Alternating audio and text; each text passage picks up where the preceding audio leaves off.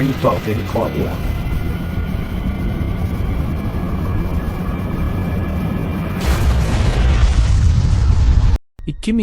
yilda dunyo ikki haqiqatga bo'lindi. Biri chidab bo'lmas zulmat, ikkinchisi porloq jannat. Boylar bulutlar ustida qurilgan sun'iy quyosh nurlari, yashil bo'klar va abadiy farovonlik bilan oralgan suzuvchi shaharlarda yashagan. Ular ozlarning oltin qalasini Yangi Adan deb atashdi. Bu yerda har bir shabada yasemin hidi va har kecha sun'iy yulduzlar bilan iliq edi. Ammo ularning ostida, vayron bo'lgan yer yuzida, millionlab kambag'allar sahroda, unutilgan hayotlarning kulrang, kul bilan qoplangan qabristonda qolib ketishdi. Hech qanday hukumat qolmadi, faqat arxitektorlar, nomi bilan tanilgan milliarderlarning yagona boshqaruv kengashi. Ular dunyoga toza kelajakni va'da qilgan edilar, lekin yopiq temir eshiklar ortida ular jim qirgin qilishni rejalashtirishgan. Buyuk tozalashning birinchi kuni ertalab soat 3, da vayronalar orasidan sovuq, metal ovoz yangradi. Aon 2 sektor 60 daqiqada tozalanadi.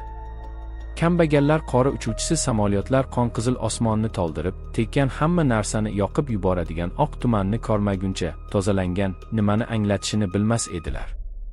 Onalar bolalarni changallab, erkaklar duolar qichqirar, dozaxning o'zi uyg'ongandek yer titrardi. Yangi Adanda boy shampan ichdi va shisha devorlarda jonli efirni tomosha qildi va xuddi shou kabi kuldi. Ular orasida arxitektorlardan birining qizi Liora ismli qiz ham bor edi. Boshqalardan farqli olaroq u kulmadi. Pastdagi odamlarning jim yonayotganini ko'rib, yuragida nimadir yorilib ketdi. Bir kuni kechasi u otasining taqiqlangan terminaliga kirib, Jimjitlik loyihasi nomli dahshatli faylni topdi. Unda batafsil rejalar bor edi. Yil oxirigacha har bir kambag'al yo'q qilinadi. Ularning tanasi yangi adam bo'glarini uruglantirish uchun kulga aylanadi. Liora uxlay olmadi. U yerga ozi tushishga qaror qildi, hech bir boy odam qilmagan ishni. U ogirlangan himoya kostyumini kiyib, oltin shahardan boron bulutlari orasidan pastdagi dahshatli xarobalarga sakrab tushdi. Yerdan olim hidi kelardi. Tashlab ketilgan imoratlar qari suyaklardek gijirladi. Ko'chalar skelet qoldiqlari bilan to'ldi. Rangpar tuman esa tirik mavjudotdek sudralib ketdi.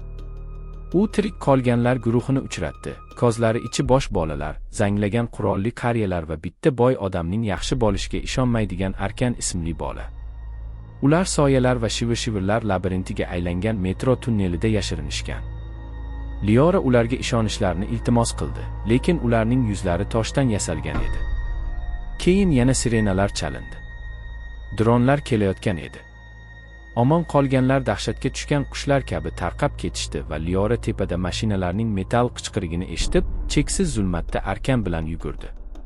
O'shanda ular eski stansiyaga kirishdi. Butunlay jimjit, faqat doimiy tomchilab turgan suv metalga.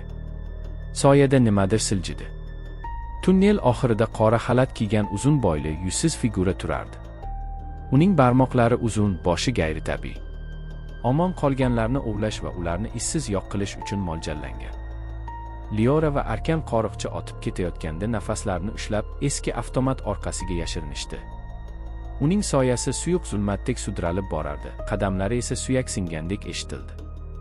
Jonivor yo'qolgach, Arkan unga ko'p yillar oldin boylar olayotgan kambag'al odamlarni vayronalarni qoriqlash uchun biomexanik yirtqich hayvonlarga aylantirganini aytdi. Nazoratchi ulardan biri edi. Bir paytlar odam bo'lgan. Lioraning yuragi parchalanib ketdi. Ayni paytda Yangi Adanda otasi uning qochishini topdi. U prototol zeroni faollashtirdi. Quyosh chiqishi bilan butun pastki dunyoni alangaga aylantirish uchun dasturlashtirilgan uchuvchisiz samolyotlarning so'nggi to'lqini. Liora va Arkan buni to'xtatish uchun bir necha soatlari borligini bilishardi. Ular Yangi Adanni xarobalar bilan bo'glab turgan ulkan po'lat igna bo'lgan omurtqa minora tomon yo'l olishdi. U erga borish uchun ular zaharli suv daryolaridan o'tishdi, kuygan jasadlar bilan qoplangan ko'chalardan o'tishdi va ularning nomlarini pichirlaganday tuyulgan binolardan o'tishdi. Har qadamda havo sovib borardi. Ular minoraga yaqinlashganda qoriqchi yana paydo bo'ldi. Bu safar pichirlamadi. Bu chinqirib yubordi, shunchalik kuchli ovozki, shisha parchalanib ketdi va kalamushlar kanalizatsiyaga qochib ketishdi. Arkan ogirlangan plazma miltiq bilan jang qildi, ammo oqlar uni to'xtata olmadi. Liora zanglagan trubani ushlab, to'g'ri uning ko'kragiga yugurdi va og'zi korgan kichik porlab turgan yadroga pichoq urdi. Jonivor bir vaqtning o'zida minglab jon yiglayotgandek chinqirib yubordi, keyin esa tuproqqa yiqildi. Ammo xarajat qimmat edi, arkan qattiq qon ketayotgan edi, nafasi qisqargan va singan edi. Olmang, deb pichirladi Liora, lekin uning ko'zlari bunga erisha olmasligini allaqachon bilardi. Ularni to'xtating, bu nimani anglatishini ayting, dedi u nafas oldi va jim qoldi. Liora uning sovuq qo'lini uzoq vaqt ushlab turdi, so'ng titrayotgan barmoqlari bilan ko'z yoshlarini artdi. Unda qo'rquv qolmadi, faqat g'azab. U otasining dunyosidan o'girlagan barcha mahoratini ishga solib, xavfsizlik devorlari va xavfsizlik dronlari qatlamlaridan o'tib, orqa miya minorasiga yolg'iz chiqdi. U boshqaruv xonasiga yetib borarkan, otasining konsol yonida xotirjam va shafqatsiz turganini ko'rdi. Siz ularni qutqara olmaysiz, dedi u ohista. Ular tejashga arzimaydi. Ammo Liora arkanning qonga bo'yalgan qo'rini ko'tarib terminalni sindirdi. Yangi adam bo'ylab signallar qichqirdi. Uning otasi qurol tortdi, lekin u qo'rqmadi. Siz yirtqich hayvonlarni yaratdingiz, dedi u, lekin men sizning jannatingizni tugataman. U yadro reaktoriga zarba berdi. Minora shiddatli silkindi, tizimda ko'k energiya yonayotganda oltin panellar parchalanib ketdi.